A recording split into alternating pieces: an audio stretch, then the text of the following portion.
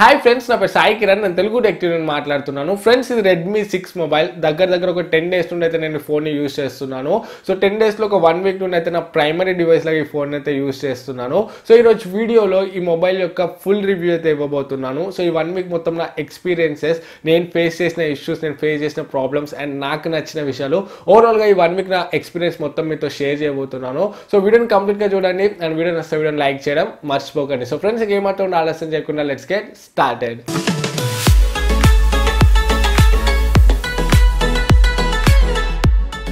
Even first మనము దీని designing and build నుండి స్టార్ట్ చేద్దాము. దీని బిల్డ్ క్వాలిటీ చూసుకున్నట్లయితే ఇది మొత్తం మనకు పాలికార్బోనేట్ బిల్డ్తో వస్తుంది. సో మనకు మెటల్ బిల్డ్ అయితే కాదు, ప్లాస్టిక్ టైప్ ఆఫ్ మెటీరియల్తో వస్తుంది. సో బిల్డ్ క్వాలిటీ చూసుకుంటే మనకు ఓకే ఉంది, మరి అంత ఎక్సలెంట్ అయితే లేదు.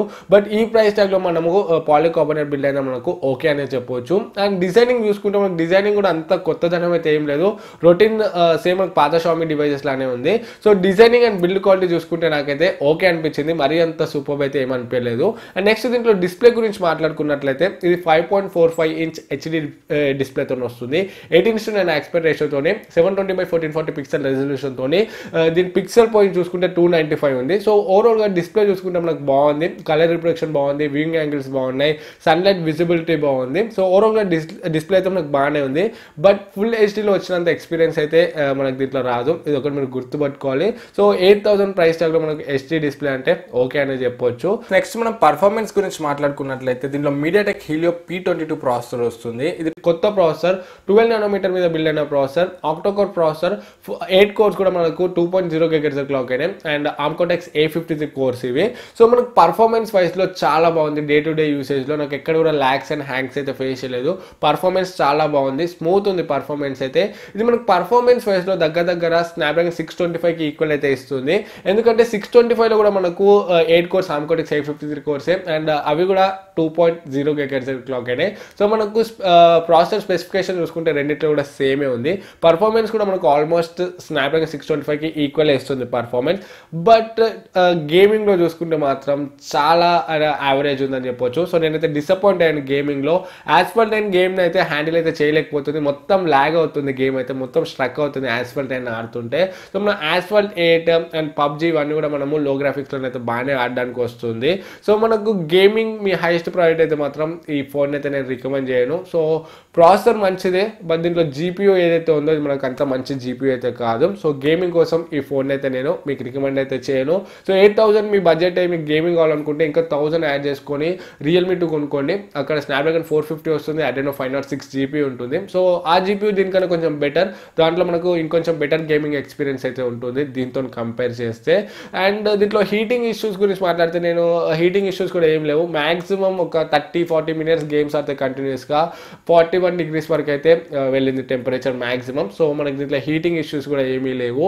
అండ్ దీంట్లో ట్రిపుల్ స్లాట్ వస్తుంది, ఇది నాకు ఒక మంచి విషయం అనిపించింది. 2 SIM కార్డ్స్ వేసుకోవచ్చు and 1 memory card, 3 at a time అయితే వేసుకోవచ్చు. ఇది ఒక మంచి విషయం అని చెప్పొచ్చు.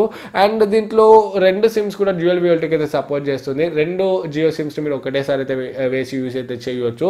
ఇది కూడా నాకైతే ఒక మంచి విషయం అనిపించింది. బడ్జెట్ ఫోన్లో మనకు ట్రిపుల్ స్లాట్ ఉంది, అదేవిధంగా డ్యూయల్ విఎల్టీకి అయితే సపోర్ట్ చేస్తుంది. ఇది ఒక మంచి విషయం అని చెప్పొచ్చు. అండ్ నెక్స్ట్ ర్యామ్ మేనేజ్మెంట్ గురించి మాట్లాడితే ర్యామ్ మేనేజ్మెంట్ కూడా చాలా బాగుంది. సో దీంట్లో నేను ఒక 8-9 యాప్స్ని అయితే మినిమైజ్ చేసి పెట్టాను. సో 8-9 యాప్స్ కూడా మనకైతే మళ్ళీ రీలోడ్ అవ్వకుండా ఓపెన్ అవుతున్నాయి. అండ్ దాంట్లో ఒక గేమ్ని కూడా పెట్టాను నేను, యాస్ఫాల్ట్ 8 గేమ్ని. సో ఆ గేమ్ కూడా రీలోడ్ అయితే అవ్వట్లేదు. సో మనకు ర్యామ్లో బాగానే స్టోర్ చేసుకోగలుగుతుంది ఒక 9 యాప్స్ దాకా. సో 10 కన్నా ఎక్కువ యాప్స్ మీరు లోడ్ చేస్తే మాత్రం ర్యామ్లో నుండి వెళ్ళిపోతున్నాయి. బట్ ర్యామ్ మేనేజ్మెంట్ ఈ ప్రైస్లో చూసుకుంటే నాకైతే కొంచెం బెటర్ అనిపించింది. ఫ్రెండ్స్, నెక్స్ట్ సాఫ్ట్వేర్ చూసుకున్నట్లయితే దీంట్లో out of the box Android Oreo వస్తుంది, MIUI 9.6తో వస్తుంది. సో సాఫ్ట్వేర్ పరంగా అయితే బాగానే ఉంది. సో నాకు ఎక్కడ కూడా ఎటువంటి ఇష్యూస్ అయితే ఫేస్ చేయలేదు. అండ్ సెక్యూరిటీ ప్యాచ్ కూడా మనకు ఆగస్ట్లో ఉంది. సో ఓవరాల్గా సాఫ్ట్వేర్ చూసుకుంటే ఓకే. అండ్ నెక్స్ట్ దీంట్లో కెమెరాస్ గురించి మాట్లాడుకుంటే back side dual camera setup వస్తుంది. 12 మెగాపిక్సెల్ సెన్సర్ ఒకటి అండ్ 5 మెగాపిక్సెల్ డెప్త్ సెన్సర్ ఒకటి అండ్ ఫ్రంట్ మనకు 5 మెగాపిక్సెల్ సింగిల్ సెన్సర్ వస్తుంది.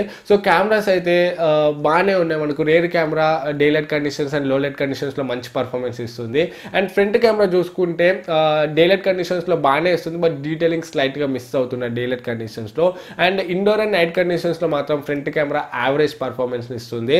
సో మీకు ఫ్రంట్ కెమెరా హైయెస్ట్ ప్రయారిటీ అయితే మాత్రం ఈ ఫోన్ని నేనైతే రికమెండ్ చేయను. అండ్ రేర్ కెమెరాలో కూడా మనకు లో లైట్లో కొంచెం స్లైట్గా నాయిస్ అయితే వస్తుంది. ఈ ప్రైస్ పరంగా చూసుకుంటే ఓకే అనే చెప్పొచ్చు. సో పోర్ట్రేట్ షాట్స్ మాత్రం చాలా బాగా వస్తున్నాయి. 8000 సెగ్మెంట్లో నాకు తెలిసి దీనికన్నా మంచి పోర్ట్రేట్ షాట్స్ వచ్చే ఫోన్ అయితే లేదు. సో పోర్ట్రేట్ షాట్స్ విషయంలో మనకైతే ఎక్సలెంట్ ఉంది పర్ఫార్మెన్స్ అయితే ఈ ప్రైస్ ట్యాగ్లో. బట్ ఫ్రంట్ కెమెరా ఒకటి కొంచెం యావరేజ్ అయితే ఉంది. అండ్ నెక్స్ట్ మనం దీంట్లో బ్యాటరీ గురించి మాట్లాడుకుంటే 3000 mAh బ్యాటరీ వస్తుంది. సో నాకు ఈ ఫోన్లో ఒక పెద్ద మైనస్ పాయింట్ బ్యాటరీ అనిపించింది. 3000 mAh బ్యాటరీ వస్తుంది.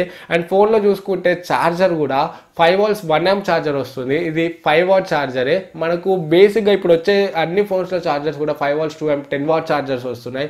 10 watt 15 watt 20 watt ఛార్జర్స్ వస్తున్నాయి. బట్ దీంట్లో 5 watt ఉంది.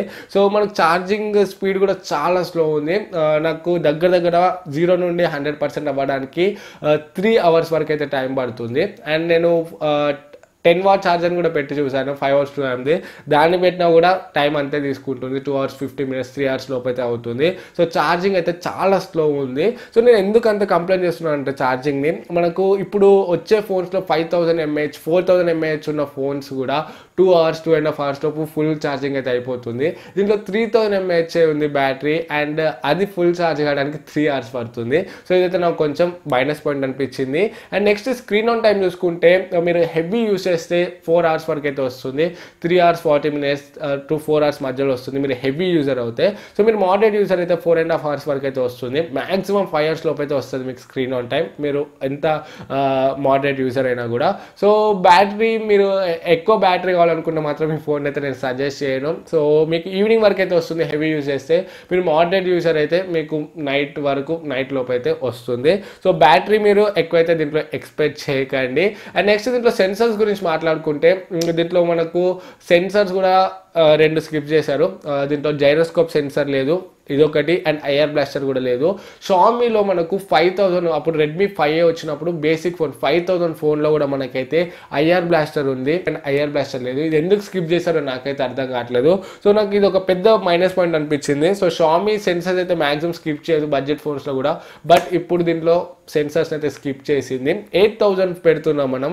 8000లో మనకు ఐఆర్ బ్లాస్టర్ లేదు అండ్ జైరోస్కోప్ సెన్సర్ లేదు. ఇది నాకు కొంచెం మైనస్ అనిపించింది. అండ్ ఫింగర్ ప్రింట్ స్కానర్ అయితే మనకు బాగానే ఉంది. సో మనకు మరీ అంత ఫాస్ట్ అయితే లేదు, బట్ ఓకే అని చెప్పొచ్చు. ఈ ప్రైస్ పరంగా చూసుకుంటే మనకు ఫింగర్ ప్రింట్ స్కానర్ కూడా okay. And next face unlock చూసుకుంటే కూడా ఫేస్ అన్లాక్ అయితే మనకు కొంచెం టైం అయితే తీసుకుంటుంది. ఒక 2 seconds to 2 seconds పైన తీసుకుంటుంది. ఫేస్ అన్లాక్ మనకు ఫింగర్ ప్రింట్ స్కానర్తో కంపేర్ చేస్తే ఫేస్ అన్లాక్ అయితే కొంచెం స్లో ఉంది. సో మనకు సెక్యూరిటీ పరంగా కూడా ఓకే బాగానే ఉంది. ఫ్రెండ్స్ దీంట్లో call quality and signal reception బాగుంది. సో నేను వెళ్ళిన మాక్సిమం ప్లేసెస్లో ఎక్కడ కూడా నేను call drops and signal drops ఇటువంటి ఇష్యూస్ని అయితే ఫేస్ చేయలేదు. సో సిగ్నల్ రిసెప్షన్ అయితే మనకు బాగుంది అండ్ కాల్ క్వాలిటీ కూడా బాగానే ఉంది. అండ్ 3.5mm జాక్ నుండి ఆడియో క్వాలిటీ కూడా మనకు బాగుంది. బట్ ఆడియోని అయితే అంత లౌడ్ అయితే ఎక్స్పెక్ట్ చేయకండి. And back side speaker audio quality కూడా మనకు బాగానే ఉంది. బట్ అంత లౌడ్ అయితే రావట్లేదు. సో మీరు మాక్సిమం ఆడియో లెవెల్ని అయితే మెయింటైన్ చేయాల్సి ఉంటుంది.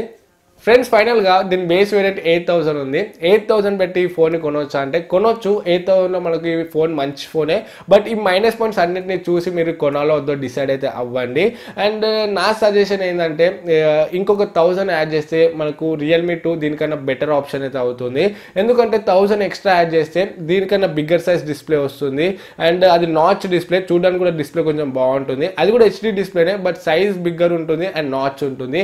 అండ్ దీనికన్నా బిగ్గర్ బ్యాటరీ ఉంది దాంట్లో. అండ్ దీనికన్నా మనకు గేమింగ్లో కూడా స్లైట్గా బెటర్ ఉంటుంది. అది దాంట్లో మంచి జీపీ ఉంది. సో దీనికన్నా హెవీ గేమింగ్ చేసేటప్పుడు అది మనకు కొంచెం బెటర్ ఉంటుంది. అండ్ ఫ్రంట్ కెమెరా కూడా దీనికన్నా అది కొంచెం బెటర్ పర్ఫార్మెన్స్ అయితే ఇస్తుంది. సో ఓవరాల్గా నాకైతే దీనికన్నా రియల్మీ 2 అయితే కొంచెం బెటర్ అనిపించింది. 1000 ఎక్స్ట్రా యాడ్ చేస్తే మనకు అది కొంచెం బెటర్ ఫోన్ ఆ ప్రైస్ ట్యాగ్లో. సో ఫ్రెండ్స్ ఓవరాల్గా ఈ 1 week మొత్తం నా ఎక్స్పీరియన్స్ అయితే ఇది. సో నేను నోటీస్ చేసిన ప్లస్ అండ్ మైనస్ పాయింట్స్ అయితే ఇవి. సో వీటన్నిటిని కన్సిడర్ చేసి కొనాలో వద్దా ఆలోచించుకోండి. అండ్ ఈ వీడియో మీకు యూస్ఫుల్ అనిపిస్తే వీడియోని లైక్ చేయడం మర్చిపోకండి.